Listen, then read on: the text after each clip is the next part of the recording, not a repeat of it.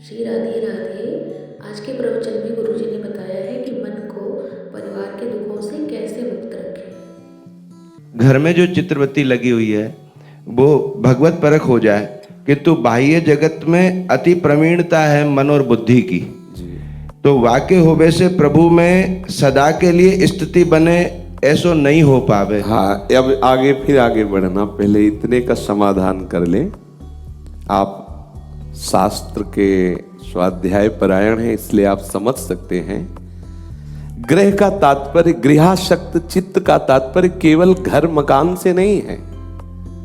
गृहासक्त का तात्पर्य है यावत स्वस्थमिदम गृहम कलेवरम।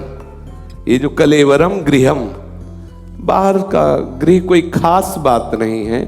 चाहे गुफा में रहो या झोपड़ी में रहो या महलों में रहो, उससे कोई खास फर्क नहीं पड़ता। महाराज अम्बरीश जी महलों में वास करते हैं, दुर्वासा जी लताओं के नीचे गुफाओं में वास करते हैं, लेकिन महाराज अम्बरीश जी का रंग उनसे ज्यादा बढ़ा। यहां जो चित्ताकर्षण गृह में है वो इस गृह के है। यावत स्वस्थमिदम कलेवरम गृहम, इसको भर्तरी जी ने गृह कहा है। ये आत्मा का घर है, शरीर, और इसमें राग होने से ही अन्य सारे राग हैं। घर में राग करते हैं, इसके राग के कारण। पारिवारिक संबंधों में राग है, इसके राग के कारण।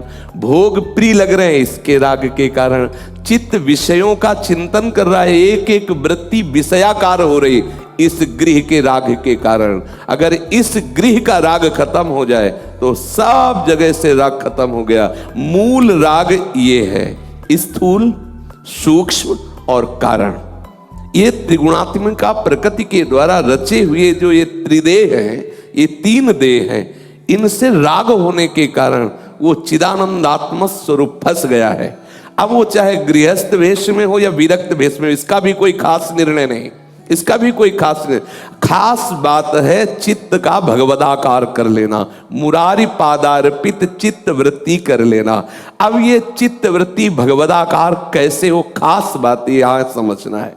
वो होता है भगवत प्रेमी महात्माओं के संग से, दूसरा कोई उपाय नहीं।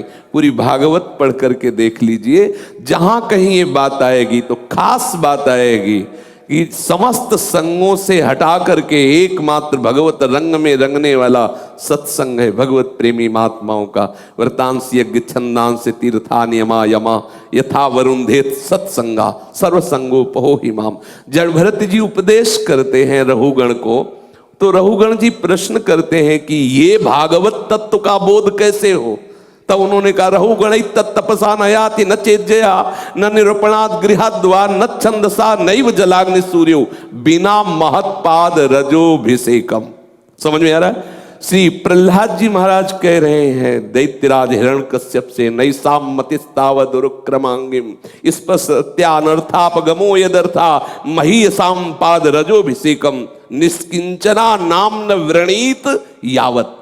जब तक निष्किंचन भगवत प्रेमी महात्माओं के चरणारविंद की रज का सेवन अर्थात उनकी दासता अर्थात उनके आज्ञा उपदेश के अंतर्गत हम अपनी जीवनी नहीं बनाएंगे, तब तक असंभव भक्ति स्वतंत्र सकल सुख खानी बिनु सत्संग न पावे प्राणी। और जहां सत्संग हुआ तो बड़े भाग पाई सत्संगा, तो बिना ही प्रयास होई भव भंगा।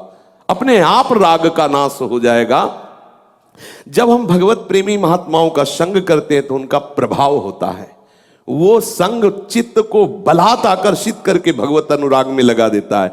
जैसे कुसंग, कितना भी कोई बुद्धिमान और विवेकवान हो, जो कुसंग है बलात् उसकी बुद्धि को विषयाकार कर देता है। को न कुसंगति पाए नसाई रहे न नीच मते चतुराई। तो इससे अनंत गुना सामर्थ्य सत्संग में है। सत्संग से क्या नहीं हो सकता। आप सोचो, एक तिल का तेल लीटरों में बिकने वाला जब वो इत्र का संग कर लेता है तो तोला में बिकता है, तोला में बिकता है। चरणों के नीचे रौंदी जाने वाली रज जब वायु का संग कर लेती तो बड़े बड़े छत्रपतियों के मुकुट में विराजमान होती है।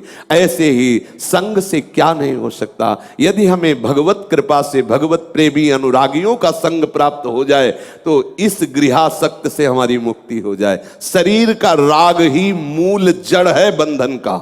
ये देहाभिमान, देह अहमता, देह ममता ही वो महान भ्रम है, वो महान मृत्यु है, वो महान अज्ञान है जो मुझ चिदानंद सहज सुख राशि चैतन्य निर्मल को बांध करके अनुभव करा दिया कि तू विषयी है। मुझ अविनाशी चैतन्य निर्मल को फंसा लिया, ये भ्रम हो गया।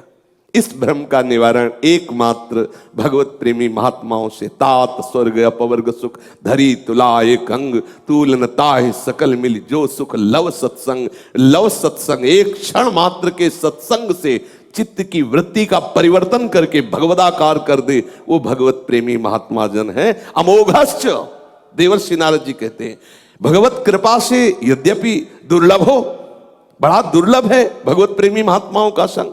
अगर मिल भी जाए तो निर्वाह करना भी बड़ा दुर्लभ है, और अगर निर्वाह कर ले गए तो अमोघश्च, निश्चित भगवत प्राप्ति हो जाएगी, निश्चित आप माया मुक्त हो जाएंगे।